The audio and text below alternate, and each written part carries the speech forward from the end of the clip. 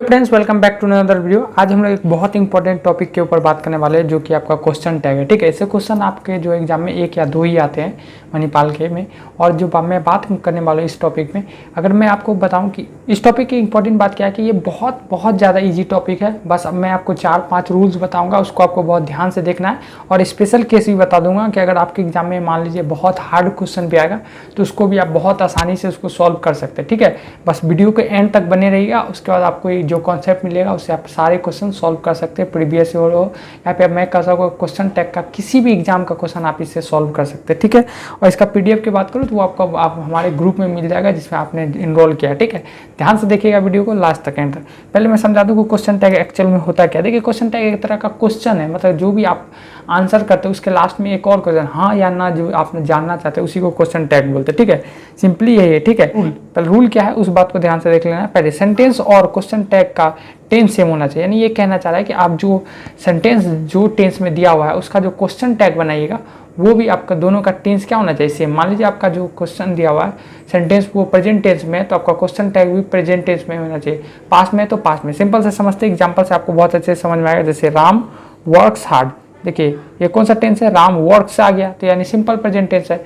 तो आप देखिए इसका क्वेश्चन टैग जो मैंने बनाया डजंट ही, वो भी मैंने किस में बनाया है, सिंपल प्रेजेंट में। ये बात आपको ध्यान रखना है। ठीक है, आपको बाकी बातें धीरे धीरे सीखेंगे। यानी पहला तो क्या आपको रखना है, दोनों का टेंस सेम रखना है, सिंपल। क्या दूसरी बात की ओर तरफ चले तो क्या है दूसरा रूल, क्वेश्चन टैग में हमेशा प्रोनाउन का यूज करना है। क्या बोलना चाह रहा हूँ कि क्वेश्चन टैग में आप कभी नाउन जो उसका फॉर्म है उसको कभी इस्तेमाल ना करें, प्रोनाउन। कैसे, एग्जाम्पल आपके पास है राम वर्क्स हार्ड। देखिए यहाँ पे क्या दिया हुआ है, राम एक नाउन है, बिल्कुल राम वर्क्स। जब इसका क्वेश्चन टैग बनवाया तो मैंने डजंट राम नहीं लिखा, डजंट ही लिखा। यही मैं आपको बताना चाह रहा था कि क्वेश्चन टैग में हमेशा आपको उसका प्रोनाउन फॉर्म यूज़ करना है। कौन सा फॉर्म यूज़ करना है, प्रोनाउन, ना कि नाउन फॉर्म का इस्तेमाल करना है। ठीक है, जो सेंटेंस है उसके हिसाब से उसका जो प्रोनाउन होगा वही आपको इस्तेमाल करना है। ठीक है, आगे बढ़ते हैं और क्वेश्चन टैग का सबसे मेन बात के ऊपर चलते हैं। ये बहुत ही इंपॉर्टेंट बात है, इसको बहुत अच्छे से समझिएगा।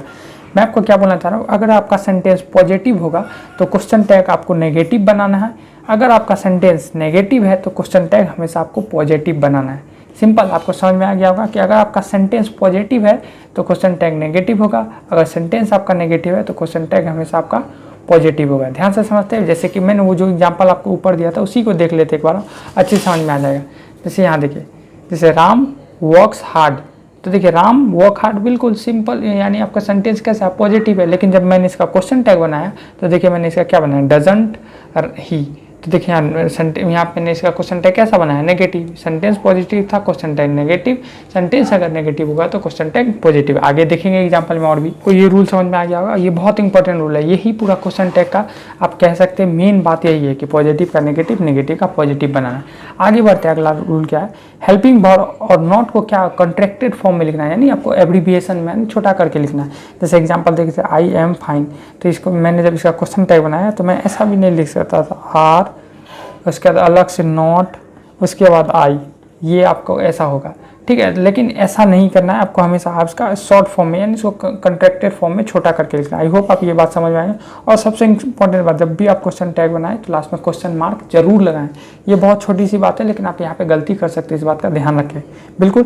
और आप लोग सोच रहे हैं कि भैया ये आई एम है, एम का शॉर्ट फॉर्म एमंट आई होना चाहिए, लेकिन एम का शॉर्ट फॉर्म आरंट ही होता है, आपको वही लगाना है, एम नहीं लगाना है। ये बात मैंने आपको एक इंपॉर्टेंट रूल की तरफ से समझा दिया। आगे बढ़ते हैं और क्वेश्चन को ध्यान से देखिए। देखिए सिंपल बात है, मैंने आपको जो भी इंपॉर्टेंट बातें मैंने समझा दी। अब जो कुछ जिससे क्वेश्चन बनते हैं वो आपको समझना बहुत ज़रूरी है। ठीक है, ध्यान देखिएगा। अगर जैसे कि एवरीबडी हो, एवरीवन हो, या फिर समबडी हो, समवन हो, नो वन हो, ईच हो, एवरी हो, इस केस में क्या होता है, आपको लगेगा कि भैया यहाँ जो प्रोनाउन इस्तेमाल करना है वो कौन सा प्रोनाउन इस्तेमाल करेंगे। जैसे कि मैं आपको बता रहा था, इस जैसे यहाँ पे एग्जांपल है राम वर्क्स हार्ड, तो राम यहाँ पे नाउन है तो इसका प्रोनाउन समझ में आता है भैया ही लेना है।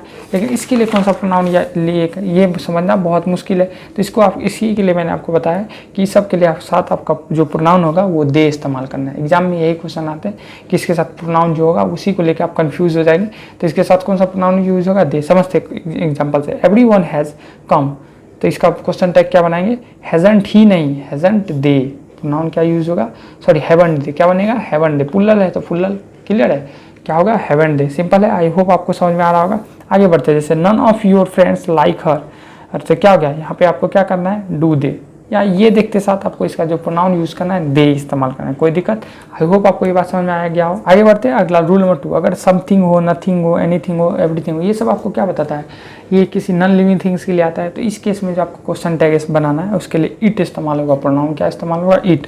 समथिंग इज मिसिंग तो क्या होगा? Isn't it. क्लियर है? ये आपको पता चल गया है कि जो हेल्पिंग वर्ब रहता है उसी का नहीं, सेम टेंस में आता है तो यानी इजंट इट हो जाएगा। आपको यहाँ ये समझना है कि कौन सा प्रोनाउन इस्तेमाल होगा। आगे बढ़ते हैं, आगे का रूल क्या है, ये एग्जाम में बहुत हॉट फेवरेट है, कभी कभी जानबूझ के फंसाने के लिए आपको ये क्वेश्चन आ जाता है। आपको क्या करना है, लेटस हो या लेट्स हो, इसके साथ आपको हमेशा सॉल्व भी लगाना है। क्या लगाना है? सॉल्व भी लगाना है। क्या लगाना है? Solve. Let's go to the party tonight, तो आपको डायरेक्ट कुछ नहीं करना है, क्वेश्चन टेक्स्ट में सॉल्व भी लगाना है। क्या लगना है? सॉल्व भी लगा देना है। सिंपल है। आपको हाई हो पसंद, जब भी आप इसको देखें हमेशा क्वेश्चन टैग सॉल्व भी लगाए। क्लियर है? आगे बढ़ते हैं अगले रूल की तरफ। आगे बढ़ते हैं, अगला रूल बहुत इंपॉर्टेंट, बहुत ज़्यादा ध्यान से देखिए, इसमें क्वेश्चन बनने के चांसेस सबसे ज़्यादा है क्वेश्चन टैग। इसमें क्या होता है कि आपको तो पता है, मैंने पढ़ाया कि भैया पॉजिटिव सेंटेंस रहेगा तो क्वेश्चन टैग नेगेटिव, और नेगेटिव सेंटेंस रहेगा तो क्वेश्चन टैग पॉजिटिव। तो आप बोले पॉजिटिव नेगेटिव तो नोट को देख के पता कर दे, लेकिन कभी कभी आपका सेंटेंस जो होता है कि नोट के अलावा भी कुछ ऐसे वर्ड होते हैं जिससे वो नेगेटिव बन जाता है, तो आपको लगेगा कि वो सेंटेंस पॉजिटिव है लेकिन एक्चुअली वो नेगेटिव होता है, तो क्वेश्चन टैग आपका गलत हो जाएगा। ध्यान से देख लीजिए वो कौन कौन से वर्ड है, जैसे आपका हार्डली हो, स्कार्सली हो, बेयरली हो, सेल्डम हो, फ्यू हो, लिटिल हो, इस तरह के अगर आपका सेंटेंस में ये इस तरह के वर्ड है तो आपको उसको उस सेंटेंस को नेगेटिव समझना है और उसका क्वेश्चन टैग हमेशा पॉजिटिव बनाना है। वही मैंने आपको लिखा है कि इसका क्वेश्चन टैग हमेशा पॉजिटिव बनाना है। जैसे ही हार्डली डज एनी वर्क, तो आपको लगेगा कि यहाँ नॉट है नहीं तो पॉजिटिव है, नहीं ये नेगेटिव सेंटेंस है तो इसका क्वेश्चन टैग सिर्फ डज ही हो जाएगा। क्लियर है? डज ही कैसे लिया मैंने? डज, और इसका क्या? सिंपल है, डज ही। आगे बढ़ते, ही सेल्डम अपसेंट, तो क्या होगा? इज यहाँ पर क्या हो जाएगा? इजी। इजंट ही नहीं लगाना है। क्लियर?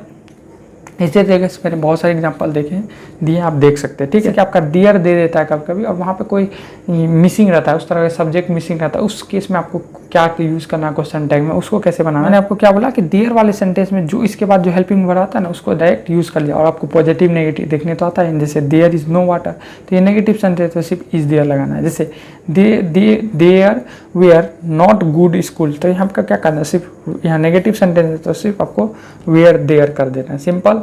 आई होप आपको ये कॉन्सेप्ट भी समझ में आ गया होगा। आगे बढ़ते अगले क्वेश्चन की तरफ। कभी कभी क्या होता है, ये मैंने स्टार इसलिए लगाया क्योंकि ये बहुत इंपॉर्टेंट बात है और यहाँ पे गलती के होने के चांसेस ज़्यादा है। जैसे I think he is right, तो आपको लगेगा कि ये मेन पार्ट है, तो ये मेन पार्ट आपका नहीं है। क्वेश्चन टैग हमेशा मेन पार्ट का बनता है। जैसे ये आपका सिर्फ आपका थॉट है, ये आपका सेंटेंस का मेन पार्ट नहीं, मेन पार्ट आपका ही इज़ राइट, तो क्वेश्चन टैग भी आप इसी का बनाएंगे। क्या होगा? Isn't he. आई होप आपको ये गलती भी आपको नहीं करना है, कभी कभी इस तरह के क्वेश्चन आ जाते हैं। और इसके बाद एक और एग्जांपल मैं आपको समझाऊं, जैसे आई हैव अ कार, इसका दोनों क्वेश्चन टैग बन सकता है, जैसे डोंट आई और इसका हैवंट आई। क्लियर है? दोनों सही है, दोनों में से कोई भी आ जाए तो आपको टिक कर देना, या फिर ए बी बोथ रहे तो भी आपको दोनों सही। ठीक, आई होप आपको ये कॉन्सेप्ट समझ में आया होगा। और एक लास्ट पार्ट है जो कि इंपरेटिव सेंटेंस से रिलेटेड है, जो क्वेश्चन टैग का, वो अगला वीडियो आपको आ जाएगा, उसको भी जरूर देखिए। उसके बाद आपका क्वेश्चन टैग में कोई प्रॉब्लम नहीं हुआ। मैंने अपना पूरा बेस देने की कोशिश की है और बहुत कम टाइम में, आपके पास टाइम है ना, और भी सारे सब्जेक्ट है, इसलिए मैंने इसको बहुत ब्रीफ में, और लेकिन इसमें एक भी कॉन्सेप्ट मैंने नहीं छोड़ा है। अगला वीडियो में बचा हुआ कॉन्सेप्ट भी आ जाएगा, आप उसको जरूर देखें। Thanks for watching.